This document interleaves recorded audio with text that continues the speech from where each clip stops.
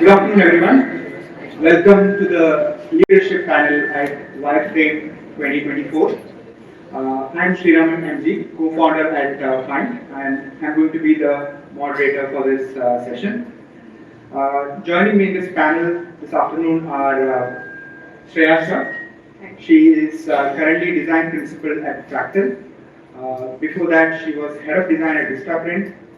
In fact, her career goes a long way back to 2002, and she has done everything from print, branding, UI, UX to design strategy. She loves to plan and schedule things and doesn't like to get caught off guard. But her idea of fun is actually bungee jumping, which she has done like twice in her life. Welcome, Shreya. Thank you. I just thank the welcome people in the back. To her right is Hasija. Jay is currently director of product design at Nykaa. Prior to that, he has worked at Direct Eye and Book My Show. He has over 12 plus years experience in the industry. Jay is also an adrenaline junkie. He did Ironman in 2022 in Goa, and he's even driven an F3 car in Dubai. Welcome, Jay. Thank you, guys. Thank you everyone. Good to have this conversation. Being absolutely great with you all. I hope you're excited. Where's the energy? I need to see the energy. I'm shouting over this. Yes, thanks. Keep up the back seats, please. Okay, thanks. And to his right is Sangeeta Baishya, currently AVP product designer at Dream11, and she has been with Dream11 for the past 5 years. And there she's currently leading the core gameplay along with the content design team. She holds under a very interesting title at Dream11. She is the reigning female arm wrestling champion at Dream11. And she's another fun fact. She was also witness to the last time Manchester United beat Manchester City. Welcome, Sangeeta. Hi. Hi, everyone.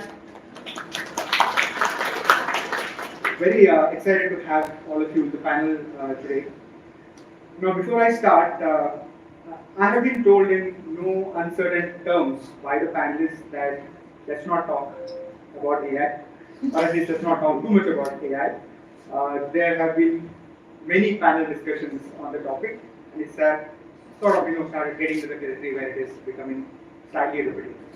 But for me, personally, as an entrepreneur, AI pretty much represents a massive inflection point in our industry. The future of work, and especially the future of design, is going to be heavily influenced by AI. And for me, that future sort of looks very exciting. Now, back when most of us started our careers, at least some of us started our careers, right? We started with print and graphics, and then the Web 2.0 revolution came.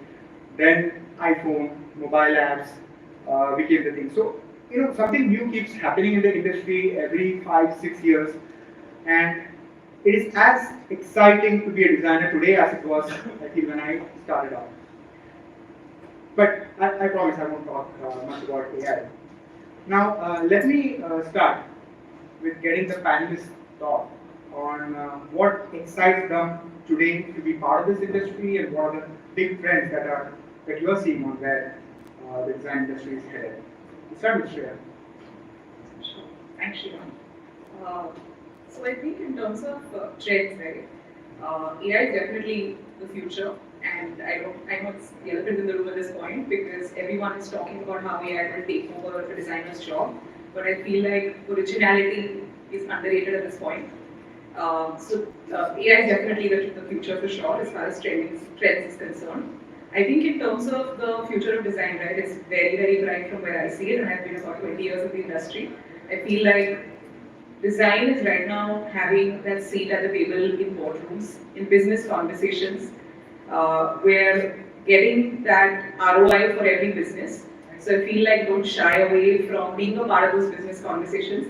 I have been in the enterprise space for about 5 years now, and I think that design is mandatory to every problem solving that we're doing in Fractal right now. Just to sort of explain quantum, right? We're 5,000 at Fractal. of 5,000 plus, and design is 70, and we're practically asked for in every conversation. So I think business is heavily investing in design at this point. It's more about how do we show value right now. In fact, as far as trends is concerned, I think simplicity, right? Beauty with clarity, that's something I say a lot. Can you bring simplicity in anything that you do, right? Because there is so much complexity and volatility in any business right now. So can you bring that simplicity to the table? And another one, as far as trends is concerned, I think which is very underrated is design writing. I feel like, can you articulate your thoughts really well? It's a big skill that is being looked at right now in the industry that I am in, and for sure it's working for me and it's working for the team. I think everyone's investing heavily in how to make it better. Of course, there is ChatGPT, but to polish up whatever you're putting together. But can you write and articulate your thoughts well? I also use writing and the pen as a very efficient weapon to get my thoughts on paper, right? Because I think in the head it's all a muddle, but the minute you start putting it on paper, it starts getting clear. Okay. Well, I think if I have to say quick things about the whole ecosystem and moving forward, I have very different insights about things like, I would think about, say, today you have companies looking at design, as she said very rightly, there are people who are investing in design, you are strong for putting your heads forward and talking about design. And a lot of business-driven companies, a lot of companies that are not very trying to design are moving towards it, which is a very good factor. So I think you're in a good ecosystem, in a good space. Second thing is that what I always want to imagine design as mimicking reality into the digital world, and you guys have the strong positions to do so. So I think going forward, I think obviously the tech is advancing, you're getting all the features, etc., AI, whatever. But the idea is you how to utilize that is in your hands, and you are the power of it. So the idea is to, say, example, you go out today, you drive a car, there's wireless driving now, you go out shopping, you have shopping apps right now. So the things that have issues and problems in today's simple lives of people. For example, everyone has. But show of hands, tell me how many people have history or something at home? How many of them? Everyone has that for sure. In the morning you get up. I mean, is there a way to simplify that? You don't have to get up in the morning. Can you deliver it directly to you? Can you come back and take it back with you? So those are very simple day-to-day life stuff. I think on those bases, you utilize the tech that's been advancing, and probably in design you can actually, you are the innovators to make that happen. So I think that's where I believe in that design going forward has great space, great knowledge, but the power lies in your hands and how quickly you can use it, whatever tech comes your way. Yeah. Very interesting. So I'll just talk about, I have been part of product design from the beginning of my career, and I've actually seen this field evolve from pushing pixels to actually being the critical drivers of user experience and business growth. And this more or so have been like an integral part of me while I was in Dream11. I've seen a shift where at Dream11 design used to report to the product head, and now we are actually a separate function. So we call it TPD, Tech Product Design, and these three are equal stakeholders in building anything, right? So design has come a far long way where we hold a seat at the table, right? So I also come across people where they say, oh, we get requirements from product designers. So that is not something what happens at Dream11. We co-create requirements along with product managers. We actually narrow down the problem, we identify the problem, ideate together, brainstorm, and then create a solution. So I feel today designers, at least in the space that I am, are not just designing, but also thinking about business, also thinking about how their ideas, solutions can leverage technology at the same time solve business problems. Coming to AI, I think, yes, all of us know AI is kind of the biggest trend, but I have not come across a scenario where AI has been able to replace any of our workflows as such. What I've seen is AI enhancing it, making it more efficient. Like for example, AI really helps in ideation, right? Really helps in quickly, if for example, the graphics team wants to ideate on certain things, you can give those prompts and you have a kind of composition that helps you kickstart your process. So it makes you more efficient, but I don't think it is at that junction where it can actually replace, because designers also come a lot with empathy, with user context, with business needs, and every product, every org has their own kind of ways of working, which I feel cannot be as is replicated from an AI tool and been put to use. But that is like Jay said, I really agree with the fact that it's in your hands how you leverage that tool, how you leverage this technology to make the most of it. Another thing which is content, which I resonate with Shreya a lot. So I look at the content design function at Read 11. What I've come across is that content design, which we also say, let's say UX writing, right, or localization, these are some of the things that always come as an afterthought, right?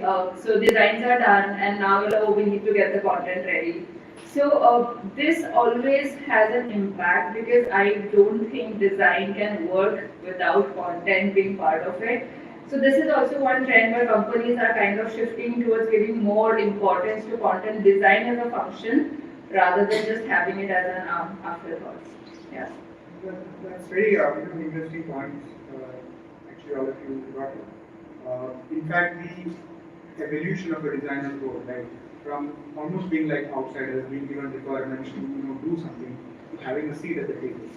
That's a big sort of evolution that has happened over the last few years.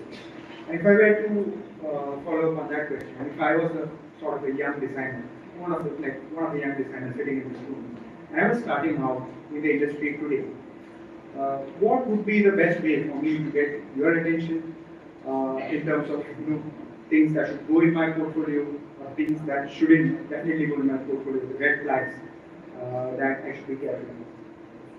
Sure. Great. Great source. Okay, so I think we're actually hiring a Fractal right now. And I think one of the things that I keep looking for, right, and I think as designers, we're so excited about showcasing our craft in that 45 minutes that we get, right? We also ramble a lot when we're trying to communicate what we're trying to tell the person at the other end. I think, can you explain to me your struggle to your success story with impact in a succinct manner, right? I'm just framing this as I'm speaking, but I'm thinking that if that can be achieved in the first 15 minutes of the conversation, you have my attention. Along with all of this, there's end-to-end design process. Of course, that's something that we look for. I know that in the real world, you may not get to do the design, end-to-end design process all the way, being a part of the proposal, or the RFP, to the discovery, to the designing, to the deployment. You may or may not get to do that in reality in every problem-solving sort of problem. But can you show that to me quickly? Another thing, can you articulate your design decisions quickly with impact? Because I think a lot of designers will say, I did this great feature, or I did this great micro interaction. But I'm asking you, what did it do for the business? Did it make that user's life faster today, right?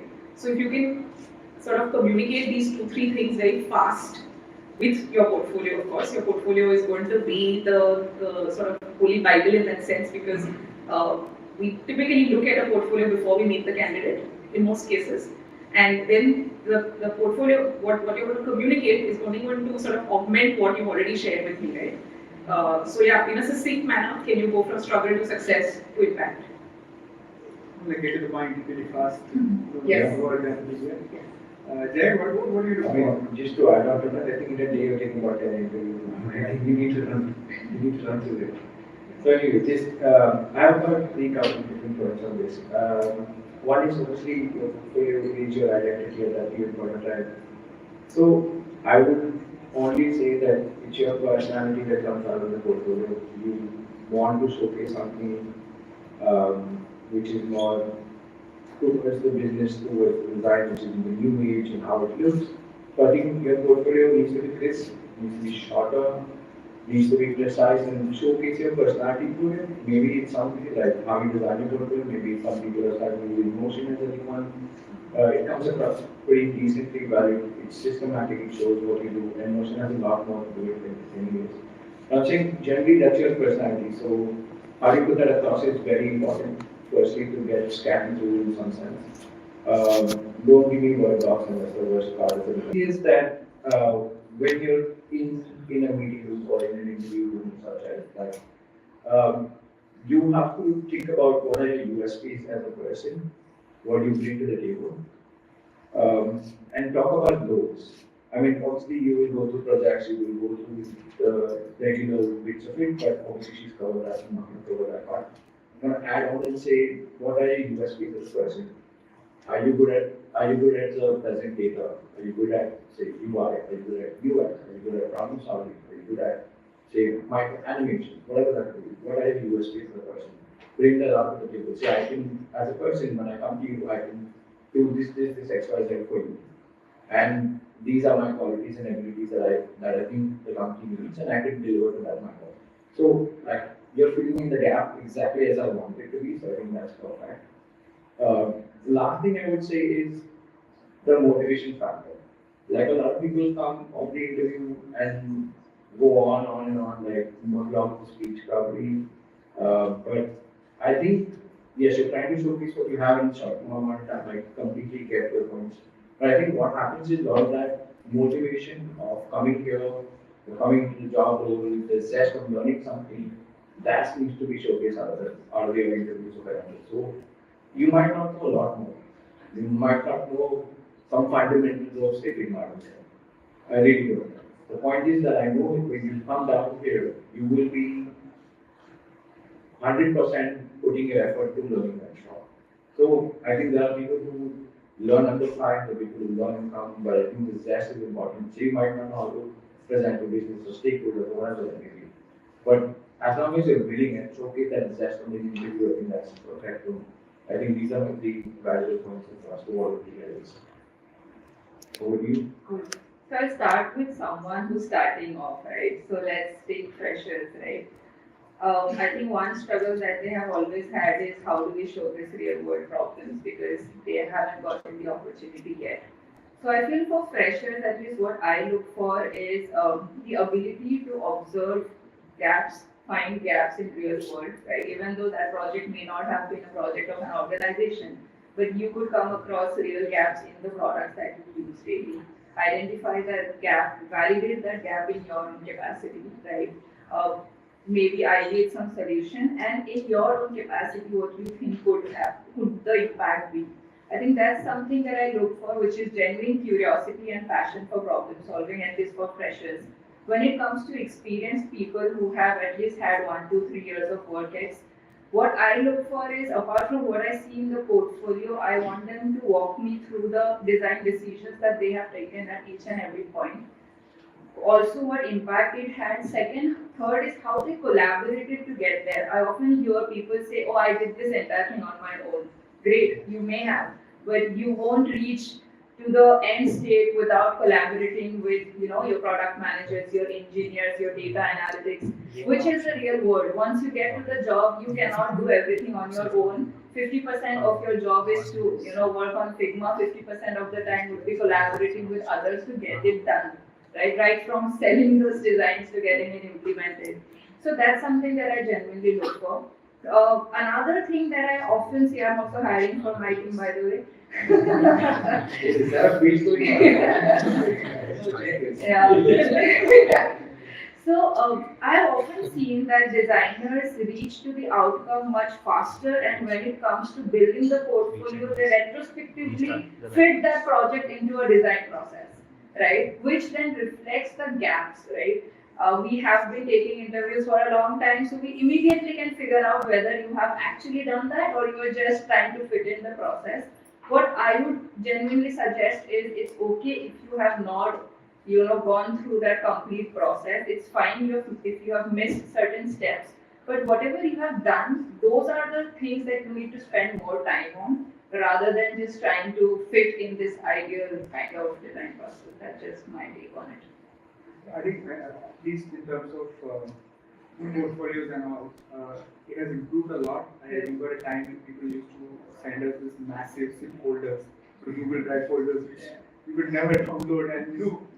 But I think things have improved a lot. I've got a courier, like a like and back in the day you were in print and people used to send a poster to all this courier on my road to the states. But that's, I mean, Different evolution, yes, evolution. Could I add a point? Yeah. I think just as far as portfolios is concerned, right, talking about careers and zip size, can you make your portfolio really consumable in, again, the same short format? Because as design leaders or, attending, I don't know, 15 meetings a day, right, I don't have that kind of time to skim, like, to look through every project. So how do you get my attention quickly? Maybe it's just top 3 projects. I still receive, or I have received emails with 10 links, right? And I'm expected to click through 10, right? I'm going to, like, maybe you're going to lose me at some point, right? So I think this is something I say a lot to myself and to a lot of designers. How can you make something very quickly consumable? Because when you're talking to business, right, it's almost an elevator pitch. You have 2 minutes, you have 5 minutes to get their attention. So think about it, even when you're showcasing your portfolio, to put that hero project quickly up, and then everything else can be subsidiaries in some sense. In fact, that's also a major skill to have as a designer. Absolutely. Right? How can you get the It's attention? a core skill, consumable, making anything consumable, right? I think attention span anyways is dying down now. All the new apps are made, so nobody uses the newspaper anymore. It's like in shots. Obviously, get there. Now, once, like, if someone has joined your team, right? What do you look for in people to promote, especially when you want to build out larger teams? I'm sure your organizations are growing at this point of time. Also, right? What do you look for in people to promote? So we can start with Greg. Okay. Cool. Okay, spot. So quick things on say promotion. if you're like, I think average is like 3-4 years in the entire ecosystem. So I think the higher you go, the harder it becomes, to be honest. I'll tell you by my own personal experience, the higher you go, it's harder to be because the pyramid is like this and you'll always be one person and there'll be not 10 people, always be one. So I think about if I have to talk about a basic starting point where you have to go into a product design like 2-3, I don't know how you guys meet in different companies, but yeah, so if you go into 2-3 level, which is mid-senior, senior, I think a lot of evaluation comes in how you, there are 2-3 aspects that I personally look at. One is how well presentable are you in front of a lot of folks, in front of your peers, in front of your business, in front of your developers, how is your collaboration for them? Second thing is, what have you brought to the table today? The idea is that obviously when there's a unanimous decision that take about how one should go up and how one does not want to go up. It's not an individual decision. We deliberate on that issue. So I think the point is that when you look at these, there are multiple aspects that you think about, whether the person is collaborating more, whether he is giving his peers enough feedback, or he's mentoring them in some way. What is he bringing exclusively to the table? As I said, your USPs are very important as a person. How do you think your role, and what do you mean for the next level? What do you do for next level or level? That you want to be promoted, right? You want to achieve that, but you want to take the promotion and then do something at that level people do. For example, mentoring is an aspect. At a junior level, you will be more on IC and not mentor. If you want to go into that, mentorship role like this. There are 2 different roles on it to talk about later. But if you say want to do something, say if I only talk about IC, you're doing IC role, you're doing exclusive projects, but what is the next level have you brought to the table that you think you deserve more than there are 100 competitions around you right today? So what have you done that better so that you can think of, people can see that okay, you have done this better. It's not like, I'm not saying that you have to fight against each other, it's a healthy competition. I think all of us in our youth days, we like battled each of us out to solve different companies. I think that's one of the key things that I would look at. Which side do I go? In fact, I want to sort of tweak the question a little bit for Sangeeta and Shreya. There is one, growth path of being a leader, manager, things like that, and then there is the whole IC track. Some people are more about that craft aspect of their design, right? In fact, the first graphic design lead that we had in Fynd, for the longest period of time, she wanted to be an IC. She wanted to remain an IC. Now, it's a very challenging proposition where you're building out a team, to build out a separate leadership there because of that. How do you do if someone wants to sort of stay on the IC track, that their growth and their career growth is equally valued in the organization? How do you manage that? So, I genuinely feel that if your organization only has managerial roles, right, then you are kind of forcing someone to aspire to be a manager, right, and they may not want to. But at the end, everybody wants growth. So either you lose out on them because they want to grow and you can't grow them, or you promote them early when they are not ready. This is detrimental to the people that they manage as well as to themselves, right, as an individual. At Dream 11, we have like two very distinct roles of an IC and a people manager. And again, right, when it comes to value, I think as a senior IC, your value is very, very high. India is kind of moving towards that role, but if you look outside in terms of international opportunities, ICs are actually much more valued and even get a higher pay scale, to be honest. So that means I think if you really love your craft and if that's your happy place, and managing people is not easy, right? I think what people most often don't understand is being a manager is not just like having report days and going to meetings. I think that's something which is very, very critical because at the end, like people's career are in your hands, right? To be a good manager, to be a good leader, I think you need to be loved by people. You need to inspire and to mentor. You need to be able to collaborate well, right? At the same time, you need to be able to zoom out, look at the bigger picture, not get biased by, let's say, your personal, projects or something. So again, like if only you feel these are a few qualities that you have, you should of course aspire to be a manager. But if like all of this gives you stress and you actually want to be closer to your craft and do your work, we have that bifurcation. So it's very easy for us. We actually recently have people who have moved from an IC managerial role to IC role because that's something they love doing, right? So I don't see that. I think we are evolving, and companies do have like this kind of distinct roles. So that ways, I think we are getting there in terms of having more and more opportunities, even for senior ICs. For junior, of course, we do have, but at our organization, ICs can go up to like L6, L7 level, 6 and 7. So that's like quite experience and like expertise that you have in your niche domain. So that kind of skill set we value a lot.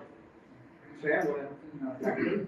So I think we have a very clear growth path for ICs, to be honest, at Fractal at this point. I think people leadership or people mentorship sort of naturally evolves as you grow. Since you've spoken very heavily about IC and people leader role, I would like to add to the senior IC piece, right? It's very, very crucial at this point, even at Fractal. In fact, it's highly encouraged that even as you go higher, you're still actually very, very hands-on. Fun fact, the co-founder of Fractal, Shrikant, he still builds his own decks, right? So when he's making these like big presentations and everything, so it's not like somebody else is doing all that back-end work. I still do a lot of work myself. It's not the easiest, but so I feel like even if you grow, it's not like you can't stay attached to your craft. You have to figure out how to prioritize and still in some form stay attached to your craft. The other piece that I feel when it comes to how do I look at people when I'm promoting them, right? I was just recently on a promotion panel, and I think one of the questions I asked was that whether you want to follow the IC track or whether you want to follow a people leader path, right? And you still want to, and let's say you're on the promotion panel, right? And you want to be promoted. I think how good are you at collaborating? One, I think that's been spoken about, but I'll just talk about what I mean by collaboration. As designers, you're going to constantly have to draw boundaries, right? Can you draw boundaries and still manage that relationship? Can you still build that relationship? And why do I say this? Because at Fractal, when I hire candidates, right, one of the things I say always is that look at Fractal with two layers of clientele. So the internal Fractalite is your first client. And then you have the actual client, right? Because the growth team is still talking to the client and bringing that business in a lot of instances still. So in that case, you still need to win the trust of the internal Fractalite first, right? So you're still drawing your boundaries, but you still want to build that relationship. And it's hard. It's damn hard to be both, right? Because the minute you draw a boundary, that relationship is likely to be a slightly sour, right? But then after drawing that boundary, what can you give them, which still makes them feel comfortable to put you in front of the client? interesting. Thought it's add to the same point because I spoke on it before. But anyways, just saying quickly that I think one of the points I want to mention when you want to choose between an IC and a manager role, I think one of the key aspects is when you go into a manager role, you have to accept what your team needs you as their fullest capacity of design. So you cannot, as a manager, go back and say, "To naturally man, I'm gonna pick up on this." You absolutely cannot say that because the idea is that you are empowering your team to do it, and you have to accept at a large level. You have to try and accept what they do. Yes, there will be tweaks around. You can help them, guide them, motivate them to do, or channelize them to do the right thing. But at the point that you cannot just go back and tell the tree, that's something that if you can give me that art and say I am happy that my teammates grow and stuff like that, then think about being a manager, to be honest. And the last I can say, yes, probably I can say Nykaa also follows the two principles. I see versus manager roles. And yes, we obviously promote a lot of ICs to grow in the league as well. So I think that's my 2 cents about this. So now, getting promoted, of course, it's not just about your design skills, right? It's also about your ability to manage teams, manage stakeholder relationships. You're also actually bringing your own sort of personality to work. Now, in a work from home setup, how does this work?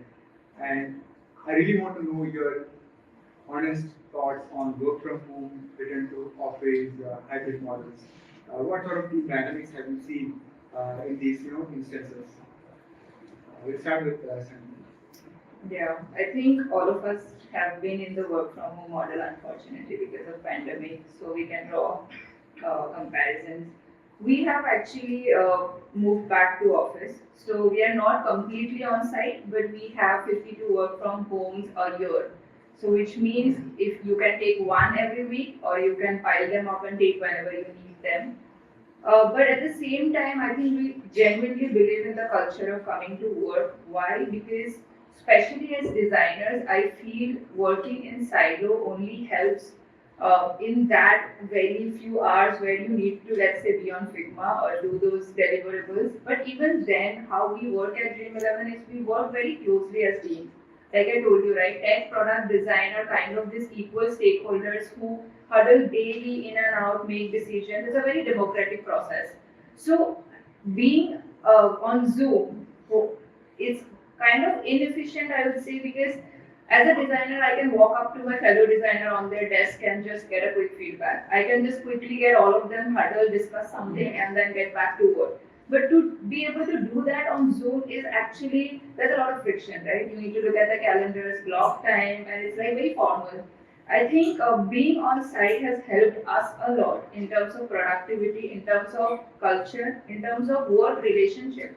I feel we were talking about promotions, right? One thing as a leader that you need to be able to do is, have very strong partnerships with your cross-functional stakeholders. So those partnerships, I feel, is much more productive, fruitful, and possible when we are on site. Also, because Dream 11 has just one office and all of us are in Mumbai, this is possible to do. I understand there are offices across the world like Shreya's is. Yeah, but that's just my take because of the situation I am in. In fact, that's what I want to get to next. Fractal, you have offices almost around the world, and designers come all across India, right? So how do you look at this? So I think, firstly, when I started hiring in 21-22, I hired everybody virtually, right? And yes, I had to spend that extra effort to build those relationships because it was so virtual, right? See the box. In fact, the first time I think we met for an office site about, I think 23 or 22, I think May 22. Everyone was very awkward socially because we said, oh, we're putting bodies to faces. That sort of became the fun thing, right? Because like nobody knew how tall someone was, or maybe lanky and so on, without body shaming. And, yeah. So all of us, we suddenly realized how we were. And we were also very awkward around each other because we didn't know what to do with our hands because we've always been on Zoom, right? Like it was been this much. One of the things is right now it's hybrid. So we are doing Monday, Tuesdays is working from the office in Mumbai. However, my team is all over India actually right now, and the person I report to is actually based in New York, right? So I don't know, this company is willing to fly me down every week. There's no way we're going to have like an in-person meeting. So hybrid is working out really well for us. Yes, I also have a lot of evening calls because it's global, right? So unless I figure out the commute and all of that, because I work with US, UK, every time zone possible, right? So it's working out okay. I'm absolutely not negating what Sangeeta said that the collaboration, the bonding that happens in person cannot take away from that. We are all for that. We're just managing right now this and that, and I think we can have this and that and be good with it. We're started organizing a lot of in-person meets in the respective cities where we have more people. That's something we're doing. Another thing we did from culture perspective when we started hiring was like we didn't know, like she said, right, we go and block calendars. So what we did was, as a cultural nuance, we said we will, for the whole design team, we said everyone's calendars will be open, starting from the design, like the chief design officer, right? Calendars are open. You can see who's doing what meeting, with whom. It's up to you about what level of openness you want to maintain, right? You want to keep the whole meeting invite open with the subject line, like with the body of the email, with who you're attending and so on. So I also keep my own calendar open. People know exactly who I'm meeting. If somebody knows like with whom I'm doing a one-on-one, everything is pretty open in that sense. We've tried to maintain that. It also helps everyone to know, and we've enabled people to block out their like home hours, right? People are doing home errands and things like that. So it's working out okay. I don't know if it's going to work in the long term, but for now it's working out fine. And Jay, what about Nykaa? I think Nykaa is also pretty much. So, yeah, I think there are three very different dynamics. One is only Mumbai, one is global, one is only Indian. So I think Nykaa has three offices across Mumbai, Yokohama, and Bangalore. I think, yes, I also might use some in Bangalore, some in Yokohama as well, so, and some in Mumbai based as well. So I think when I come in, I think from what has happened from the work from home culture that obviously the pandemic has put us back into and made us realize few things can happen and few things were happening good when you were doing from work from home. Honestly, I think what was happening good was maybe some of the isolation when you needed to focus on right. You were saying hand on traveling when you had to spend 2 hours in passing tablets. So I think those and somewhere the line also traveling is got us little lazier than we were traveling anymore. So I think in the traffic days, obviously, even I don't feel like traveling to be honest. So, but nevertheless, saying I think once you get past the hurdle of say a travel, which is something that you anyways need to do. So, examples you have to meet some friends, and you would be excited to do that travel, right? As same as you have to be for your job. You want to be excited to go back to your workplace and meet your colleagues, meet your friends who will be close to it, whatever that may be.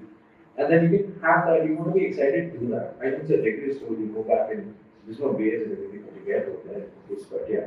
But I'm just saying, you want to have that same enthusiasm that you go out and do. The second thing is when you want to have that isolation, obviously some of the offices provide that, some of the offices facilitate you with say a boardroom or a meeting room or a corner or a good space that you can be more creative as an individual. I think that is obviously taken care of. The only aspect is travel, which I personally think should anyways. I personally believe in a lot of personal collaboration. I think building relationships, I'm a very social person as well, so building relationship is one of my key core fundamentals that I would work with. I would talk to anybody and everybody wherever. I think that's something that I think everyone should do. It helps you a lot in public speaking, helps you a lot in presentations, helps you a lot in every other general place that you have to voice your opinions out. So I think my personal opinion is come to work, do the drill, meet your friends, meet your colleagues, have a good collaboration with them. It'll obviously change how your thinking goes in terms of what your design is doing, what you might have thought would be great, but it's not great. Maybe you would have had a different perspective from someone else. I think personally, I believe in a lot of pros there. Yes, there are 2-3 pros that I identified work from home, but I think some are maybe go good at workplace, and some I think you should just go with the fly and go for it. In fact, all of you touched upon this point of collaboration, building relationships across stakeholders. Design as a function works very closely with engineering, product, growth, business, all those functions, right? Now, of course, that means there will be a lot of friction also. There will be cases where the design I'm probably assigned to a project is slightly junior or mid-level manager, and then the engineering team, the engineering counterpart would be very senior, and there would be a lot of overriding of decisions, the design decisions that were taken by the design manager. How do you guys resolve these sort of conflicts that keep happening? Is there any framework or process that you use that sort of lessens the friction? Friction is good, I believe, because that shows that everybody is trying to make or build a better product. But in terms of purely resolving these sort of conflicts, especially in a hybrid setting, how do you do that? Actually, I will segue into this answer, but I just want to add something to what Jay was saying. It just occurred to me, right? When we're working with clients, typically when the discovery is happening, right, that's the stage when you want to be in the room with clients, with stakeholders, right? So if you're in that meeting with stakeholders, when you're basically at the whiteboarding stage, I think more before the solutioning has sort of begun, even before the wireframing, I think it helps to be in person a lot. Maybe at the solutioning stage it works out well if you're, sort of working just behind your screen.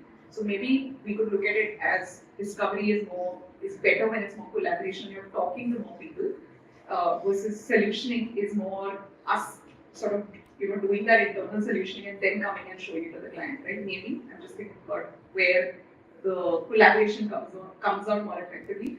As far as friction is concerned, I think, yes, friction can be solved better when you're in a room, because I think you see body language, you see how a person reacts, right? You also are a lot more open and vulnerable when you're in person versus when you're behind a screen. As far as resolving conflicts is concerned, I think sometimes you just have to let conflicts happen. I do not believe that a lot, but I try to let it just happen, and then we work towards solving those conflicts, because friction or conflicts, right, whichever. I mean, sometimes they're healthy and they lead to great solutions. I've also seen great conflicts lead to great friendships. It's happened with me as well. So one of the ways is I think bring a lot of vulnerability to the table, authenticity as well. What is vulnerability? I think seek first to understand and then be understood, right? Try to understand if the developer is saying something's not possible because it's going to take so much more time. Try and walk into their shoes and understand, right? They're probably doing weekends and you're probably handing off on a Friday and walking out, right? So if you can sort of empathize, I mean, we're talking all about empathy and we're saying where the epitomes of empathy, right? So that empathy needs to come for the people we work with as well. So can you seek first to understand and then be understood? And then if the team is generally struggling or genuinely struggling, right, I think it's great to have an honest, open conversation. Talk about, like, really bring it down to the absolute bare bones, basics, and say this is where the team's struggling, these are our vulnerabilities, people are getting drained out, we really need to solve this. And more often than not, those relationships have actually gone a longer way from it. I just wanted to reframe the question again.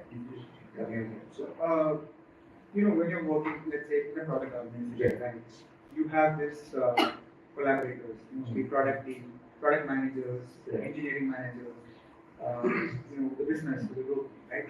And there is always some sort of friction happening. The business would want certain sort of, let's say it's as simple as a banner. They would want goodwill banners to be on the homepage because that's what converts for them, right? Whereas as a designer, you want to maintain the look, you want to maintain the sort of the brand value and all in the homepage. So things as simple as that.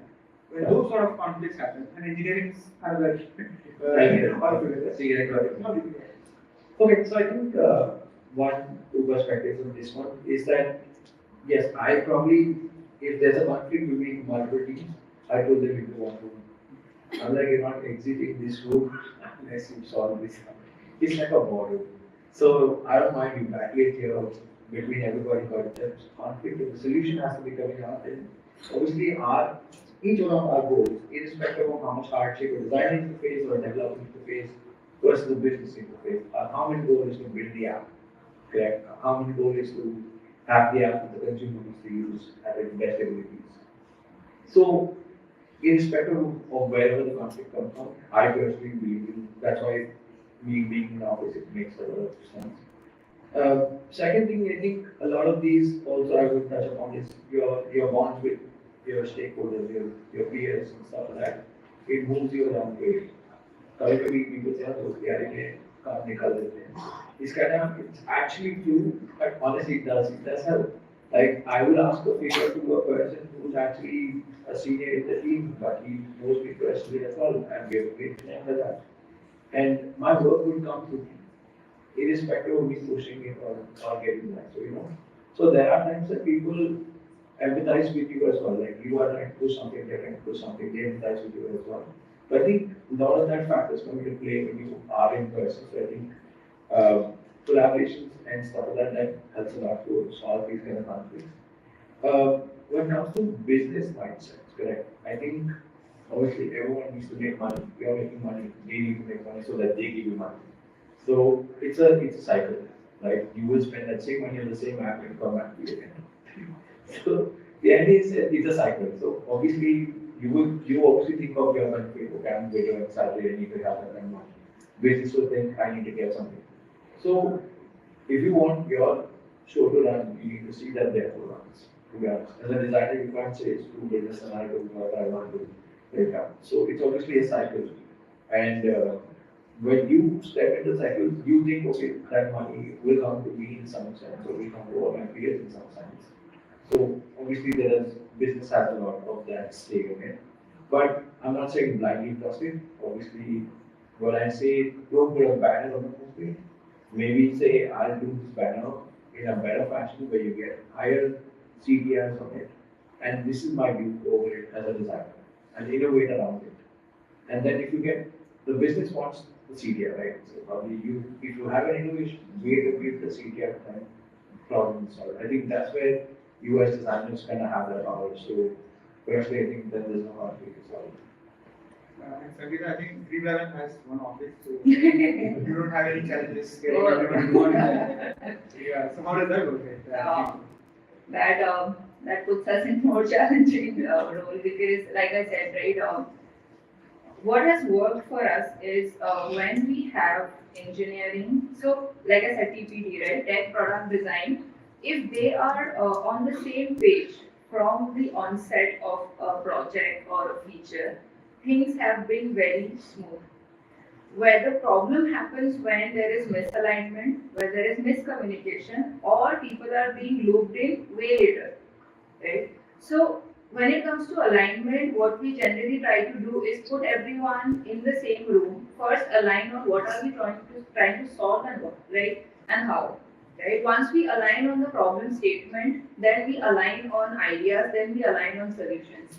Now, friction may also arise when we are executing on those solutions, right? Let's say this example where the designer wants to do it a certain way, but product is, let's say, pushing it to be done in a certain way, and engineering comes and says, no, we can't do both, right? So here, I think both of them touched upon is empathy and relationship. What I encourage my team is to build relationship with engineers, especially because we are both executioners, right? I think when it comes to artifacts, we both execute, and it's very important to understand each other's domain, each other's feasibility, what works for each other, so that you can advocate for each other, right? We and certain projects we have reached a stage where designers are vouching for tech is vouching for a certain way a design should be. So this can only happen if you understand each other's domain, each other's constraint, right? What are some of the things that matter to them versus us? And what I've also realized is we often say, oh, engineers don't understand design and designers don't understand, code. But what has happened is if you do this regularly, if you keep advocating about design, if you constantly iterate the same thing over and over again, at some point in time, they get it, right? So I think this over communicating things has really helped us a lot.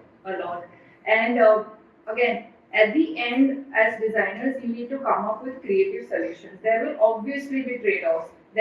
I think a designer's life cannot go on without compromises. It's just that where do you draw the line? What kind of compromises do you make? Is this something that's a must-have for you or a good-to-have? Can you let it go? Can you let it go in the next phase, right? These are some kind of conversations that help mitigate friction, I would say, right? And at the end, what I feel is there obviously needs to be like some kind of maker-checker, right? When I say, like, for example, you said this junior designer working with, let's say, senior tech person.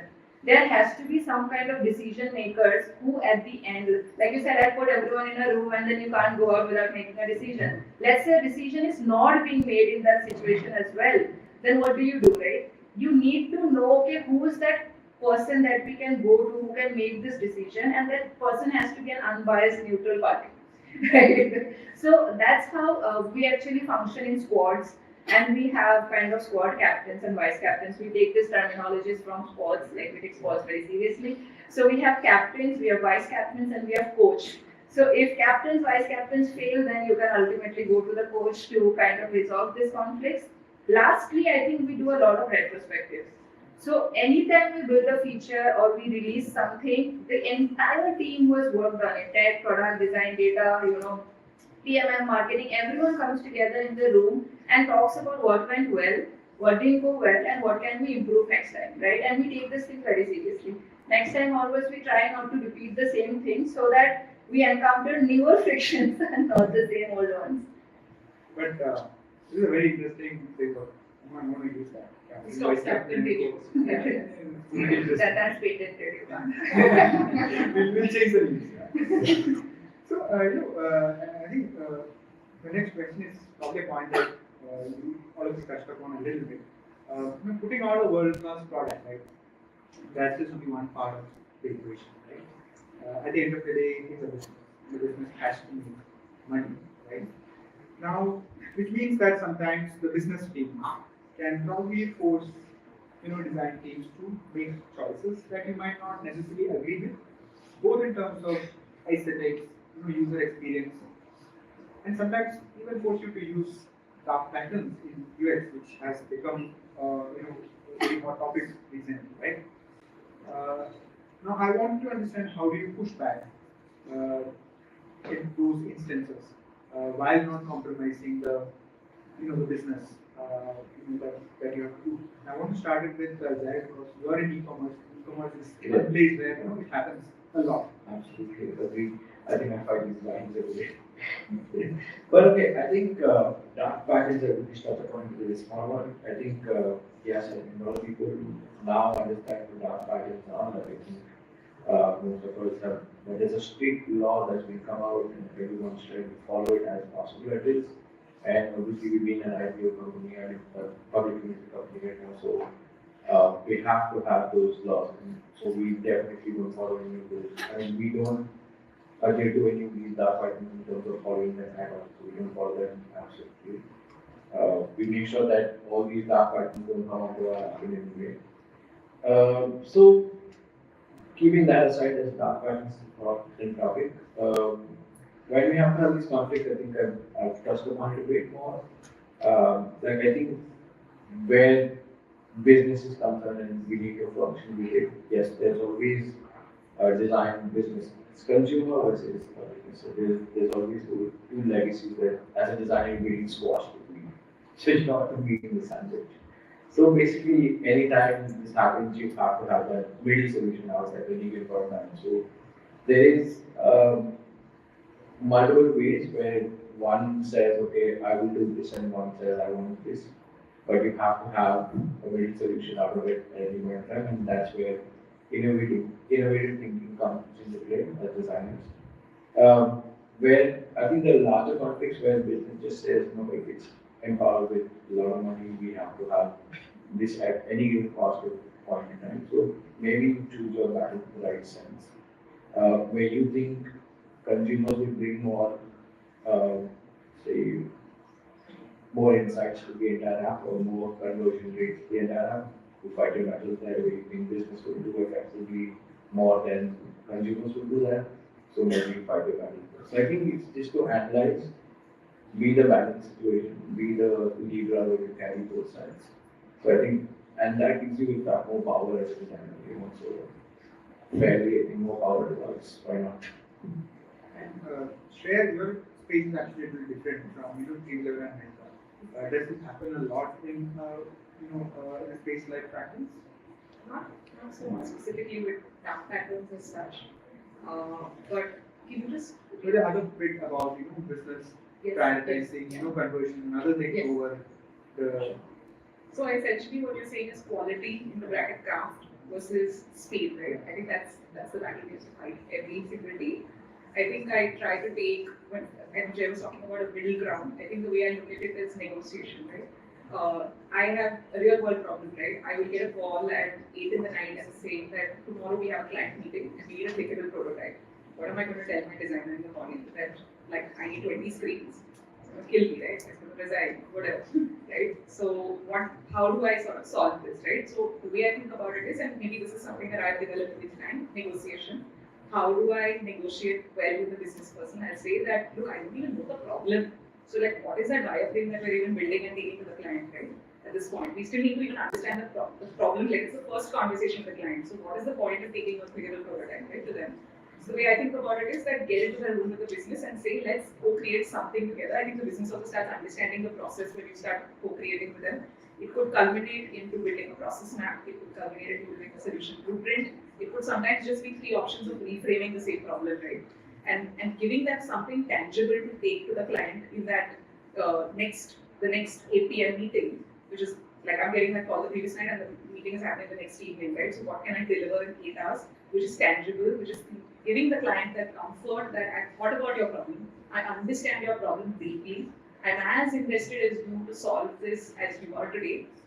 You're putting your money on the table and I'm very happily going to sort of co-create this journey and this solution with you. So negotiate, right? And that this is the second layer when you reach the client, but I'm saying negotiate with the people inside about what is that deliverable that you can give them quickly, right? Build trust. I think the minute you start giving something tangible, right, the trust starts building.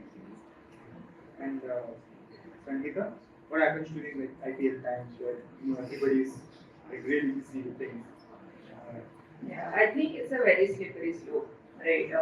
These are very, very lucrative ideas, right? And I think here is where your culture plays a very, very important role, right? As leaders, as management, what kind of principles do you have and what do you trickle down to everyone in the team? If your management is in favor of dark patterns, sure, you can fight as many battles as you want as a designer, put your foot down and say, hey, no, I won't let it happen. But at the end, let's say if your super boss comes and says, no, you have to do this, I understand what kind of a position a designer would be in.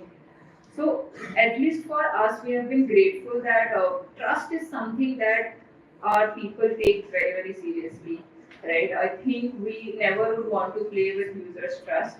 And there have been, situations where I won't say that people are, willingly trying to do dark patterns, but it's just that, indirectly or unknowingly, when you look at something, you realize, oh, this is either borderline dark pattern or it actually is. That's when I think designers play a very, very important role, especially your leads, your leaders, right? And they put their foot down and say, no, this is not something that we are doing. It may boost up your conversion, in the meanwhile, but it's going to hamper your long-term brand loyalty and trust. So that's something we don't play in at all. Okay, I think let's just do one last question before we open for audience Q&A. This is going to be like a one line or one word answer. So you choose. And you would recommend one tool, book, or resource that has sort of very profoundly impacted your design philosophy and how you look at design as a career. What is it and why? Start with Sangeeta. Yeah. Cool. I think there are a lot of resources, a lot of books. One, I think that has personally helped me. I think this is something especially for people who are looking to go into the leadership role, transitioning from IC to manager. I think there is this piece by in Substack.com. It's called Hard Parts of Growth. That is actually a very good read. I think that teaches you lessons on how to be an effective manager and what are some of the things that you need to sacrifice, keep in mind, and hone, and to be able to be a good manager. So that's something. I do read a lot of leadership books. That's hard. Cool. I'll come with a perspective where people don't read. Okay, so I'm saying, if you don't read it out, just pick the world around you. Pick the things that are next to you, pick the things that are there around you, and solve those problems. And you can learn from that. I think in a digital environment, you're trying to get everything from reality to that place. And I think everything in it is a learning lesson around you. So how you walk around, how you shop, how you purchase your goods, never knew good commerce was coming, so now it's here. So everything around you is a learning lesson, and everything around you has, you might have certain problems that you might have not even identified for yourself, but there are so many things around the world, and that's the best learning lesson you can have, is see around you, be aware of your surroundings, no matter what. Sorry, one more thing. I also do listen to a lot of podcasts. So there is this podcast called The Product Manager. It's actually really good, and it may feel like it's about product management, but they do talk a lot about design and how design can navigate while being in a very good relationship with product managers. So yeah, that's another one. Yeah. So I think since Jess spoke about observation and Sangeeta spoke about podcast, one podcast that I'm listening to a lot of late is called Finding Our Way by it's Jesse James and Peter Mormos, and there are about 50 plus episodes already. They're interviewing or meeting or talking, conversing with design leaders all over the world, multiple industries. I think they just did some recent one with an Indian as well. Amazing ones, covering like enterprise world, B2C, every possible industry. I think I learn a lot from design leaders and the way they are thinking about their business. Also, my commute to office is an hour, so I usually kind of leverage that time to listen to this specific podcast, Finding Our Way. Interesting. So, yeah, I think now we are ready for audience Q&A. I think we do have a mic. We can pass it around. This is your chance to ask some of the big design leaders in Mumbai questions. And please take this opportunity. I think we already have one question. If you want to also communicate later on. But yeah, other questions are okay. Do you have a mic?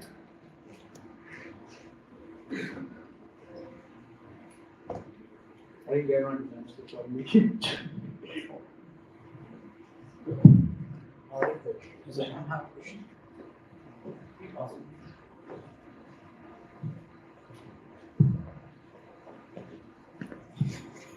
Hello. Okay, I'm Tejas. I'm working at startup, which is a service-based company, and we have a very small team, like 4 to 5 designers. So my question is currently what I'm facing. Like I'm working on a logistic project, so where we had a strict deadline, like we were given only 1 month to design, but and also client also had provided the requirement document. But as we have daily calls with the clients, like he's coming with the new ideas day by day, as the client is also exploring the solution, is the things which are done on Excel sheet and pen paper, he wanted the software to be ready. So the thing I want to ask is like client is coming in the daily meeting and daily extending his requirements, and what things I have prepared earlier I had to maybe completely change on the next day or some, like I need to iterate. And on this call my deadlines are getting extended, and as my project manager handling multiple projects, so and that my project manager has fully given authority to me, like to handle the client, but at the same time more 5 models to be created in the same project and the same price. So how we should tackle that, and ideally how we should communicate in the polite way, like client is not getting offended and also not escalating my projects. It's like a scope plus a communication problem. What would you do? I mean, I'm sure if at the beginning of our careers, all of us have done some freelance work, right? And this was always a challenge, scope changing over a period of time. So, what would your advice be in this case? Yeah. Hi Tejas, nice to meet you. So Tejas, what you're essentially getting towards is scope creep. It's not just freelancing actually is happening a lot even now. Even in product companies. Correct, exactly, right? Everything, I mean, something is outside the BRD and so on, right?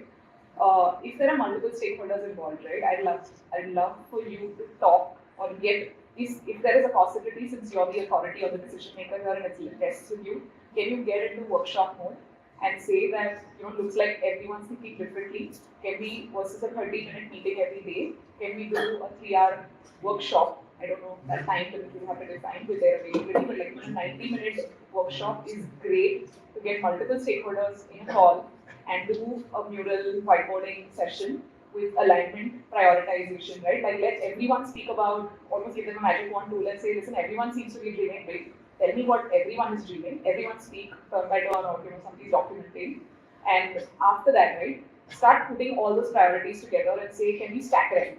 I think when you have everyone aligning, right, then that priority will ideally should not change, or it might change and tweak a little bit, but you'll have those priorities listed and documented, right? So then you're saying that, look, we aligned on this, and now we're all working towards this one goal, right? Sometimes it happens that the goalpost keeps changing, and this happens with a lot of internal initiatives, I think.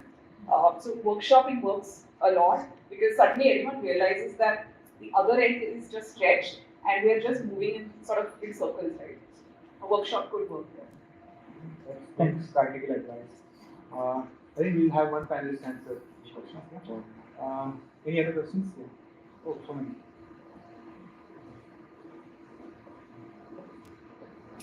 Hi, everyone. I'm Naina. I work with a Fynd as a deputy manager. So when we go and when we get into the senior positions, like managerial positions, most of the time the business-oriented design decisions take high priority or precedence over the design. And as a manager, you understand the scope and the opportunities to be for the improvement in the product, or if it is a new product.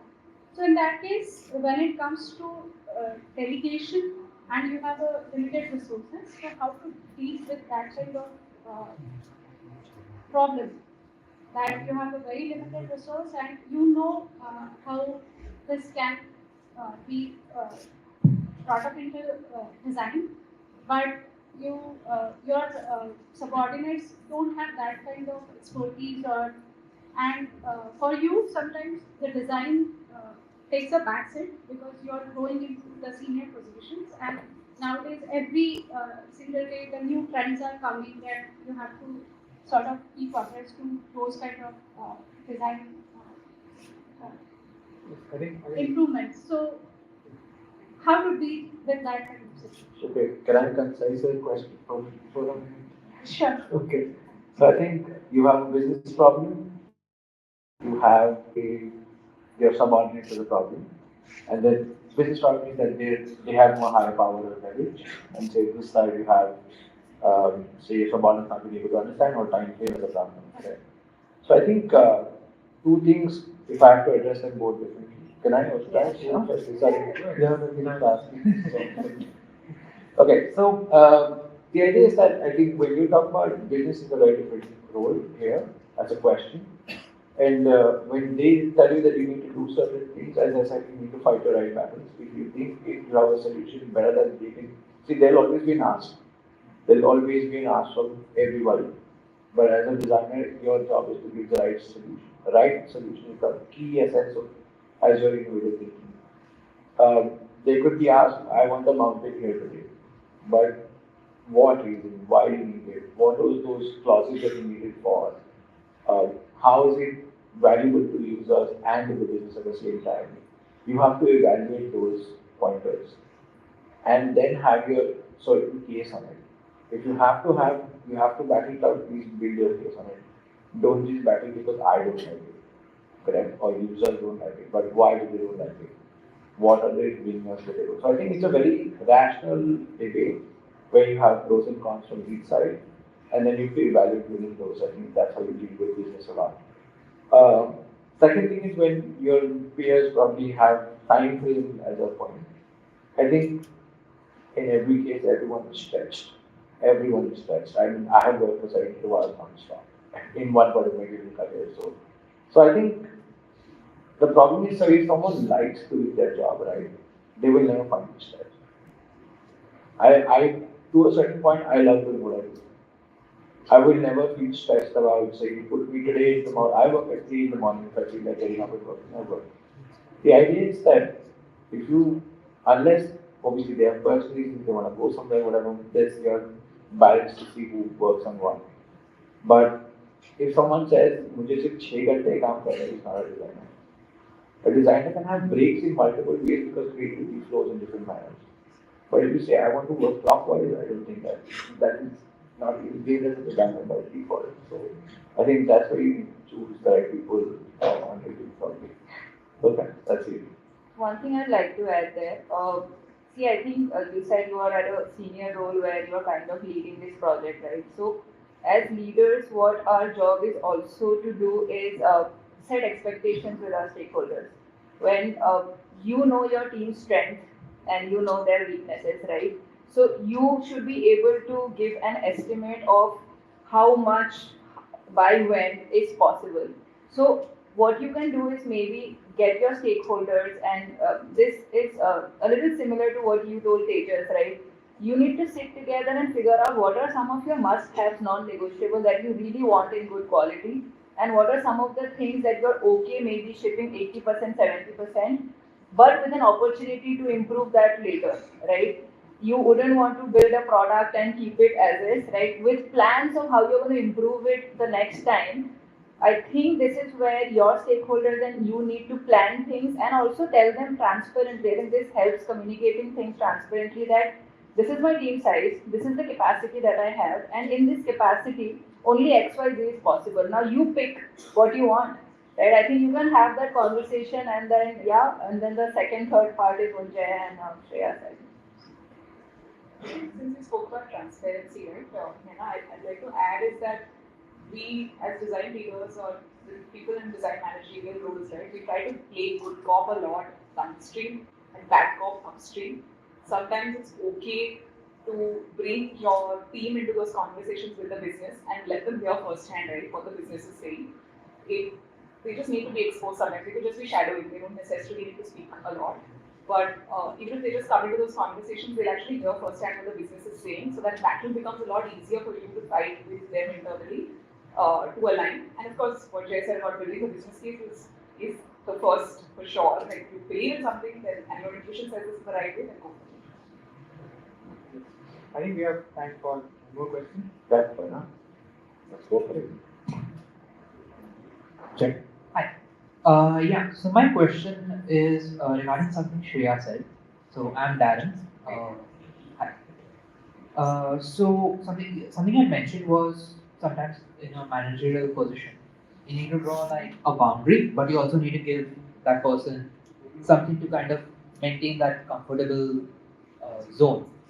So my question is a bit of an elaboration of that, where how would, like, let's say after drawing that boundary, the relation becomes a bit sour. How would you go about bringing that comfort back, as well as what if you have to draw that boundary upward to maybe someone that is like managing you, and then that relation goes a bit sour. I think I just read this by James Clear recently. I think he said that to get value, you have to give value first, right? So especially when you're at a sour point in a relationship, I think you might have to start with giving. I also say this, or maybe say this a little more idealistic, but I do think givers move the world forward. So sometimes you just have to get into that position of giving them something that makes you see value, them see value in what you're delivering, right? And I feel like it gets ironed out because, like I said, great friction leads to great friendship. It just takes longer. It's not going to be instant gratification. You're going to see that much later in the relationship. There have been times when people who are anti-design have turned out to be design champions over a year or two after working with them. But it's a journey you have to take, right? It's a long-term relationship that you have to work on. Someone wants to add on to that? Or? Okay, I mean, I think just a quick short answer. I think you'll obviously have to have, when you have certain kind of boundaries set for people, you would obviously have certain boundaries. Your thinking versus somebody else's thinking is pretty different. But what comes to the end of the all is that the goal of both. What is your goal versus his goal? If it's a battle professionally, it obviously has to have a goal around, right? So maybe you wanted to A, he wanted to B. But the idea is, can A and B become A plus B in that sense? Can it? If it can, that's the solution. And when it comes to just having clear boundaries in terms of how much you work and how much freedom you get in terms of all of that, I think as a manager you need to be, as we try and be the right judge. We try, honestly, it's not like we have a blanket rule or something. I mean, I don't. But I think you've got to try and give absolute liberty to whoever's working with you, and then start measuring on how they fare, what's going wrong, what's going right, and then maybe build on those stuff like that, So I think, and vice versa, I kind of learn back also from people. It's not that it's a one-way street. It's never a one-way street. I kind of learn back from you guys as well. So I think in terms of how much exposure and to give or not to do, I think both sides. I also get to learn, okay, this person is doing better, or maybe I learn something out of that person, okay, I never knew this, and maybe I transfer and put that somewhere else as a thought. So I think it's all about learning curves. Obviously, in every relationship, there are ups and downs. Maybe just take it with a pinch of salt and move ahead. I'd like to add a few things here. So, I think especially in managerial roles, one size fits all doesn't work at all, right? So, I think what I do is I try to know each and every one, where they come from, what are their aspirations, right? I even go down to the level where, like, how do they like to receive feedback? How do they like to give feedback? What is their style of working? So I try to change my style with every person. Like, for example, few people, let's say, have their own boundaries, doesn't like to, maybe talk during work, right? Doesn't like to be disturbed. I think you need to respect everyone's, style of working. And it just helps, right? Then you know, okay, this is the person, and these are some of the likings and dislikings of this person, and then you act according to that. That has personally helped me a lot, especially in people management, where I constantly keep changing my style with who I'm working with. Yeah. Customized. Yeah. I think that's all we have. One last question. Okay, we'll take one more. That's the last question. I can't see the person. Hi everyone, my name is Shaili. I'm a design consultant. I'm actually a staff consultant and great panel. First of all, thank you so much, Shreya, for the thought-provoking questions. And the question I have is for you, Sangeeta. You said that your team has two categories. First is IC, and then you have people management. So for someone who is a staff consultant, and the next steps for me is either going to be a principal consultant at a management consulting firm where I excel in my IC, or either I become a manager, that is the people manager. So for me, the USPs I bring as a person is like I excel at the first two areas of design, the pillars, that is RFPs, the proposal sections, and the discovery. Regarding deployment and design, not so much. So for somebody who has this skill set and who is planning her next career move, either to a consultant, either to a principal consultant or a manager, I love strategies. I love creating product roadmaps, but I don't like to manage people. Being there, done that for a product like startup, I didn't like it. So what do you suggest the next path for me would be? So, just like to clarify a little bit, when I say people manager and IC, to be honest, ICs also do have to mentor people, work with people, manage stakeholders. It's just that they are not responsible for people's career as such, right? One thing with IC is that as in when you go become more and more senior, right, your craftsmanship is something that has to be like bang on, right? It has to be your A game. Apart from that, you also need to be like really good at managing expectation, like planning things and all of that. If strategizing discovery part is something that you enjoy, I would want you to ponder upon the managerial bit, because to be honest, we just have two paths, right? Either IC or managerial. Actually, my friends have been suggesting that there is a third part that's called product management. Oh, So I just wanted to get an idea. In product management as well, there is a lot of stakeholder management. I think they do a lot of stakeholder management, even more than designers. right? You need to set expectation with multiple people. Let's say as a designer, you only are working with data, product, engineering. There you would have legal, finance, marketing, and number of stakeholders, right? Also with product, you need to also think about if you have that kind of business acumen. Plus, people management, I don't think is only like niche to design. You will have it there as well. Like product managers do have people manager even early in their career, right? Right from product manager, senior product manager onwards, they have people under them. So I don't think it's an escape from people management as such. But if you like working with people, if you like strategy, maybe you could see what are some of the things that is not working for you in people management, right? And see if those are some of the things that you eventually can come around, or if are those like non-negotiables. Then I think a process of elimination here would be more helpful rather than selection.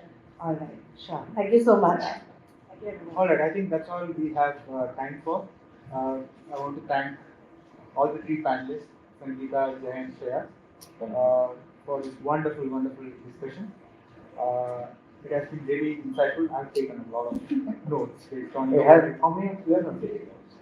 Yeah, I'm No, man. But yeah, it's a good habit to take notes. So I've taken a lot of notes. I also want to thank the wonderful audience. You have all have very insightful questions into how these design leaders think and build out their teams. And I'm sure you can catch them after this panel discussion. And thank you for having me, Suraj, and Friends of Figma team. Thanks a lot. Thank you, Thank you Jay. so much. Thank you so much for listening to us.